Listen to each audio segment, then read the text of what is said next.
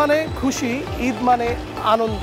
আর ঈদকে কেন্দ্র করে সবুজ পথে সমৃদ্ধির গল্প নিয়ে আজ আমরা হাজির হয়েছি রাজধানী ঢাকার ঐতিহ্যবাহী কুরবানির পশুর হাট গাবতলী পশুর হাট।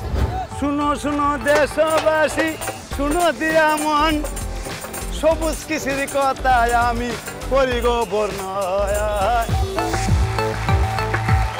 দাম চাইতে ছোট কত? দাম চাইছি 11 লক্ষ। 11 লক্ষ টাকা দাম।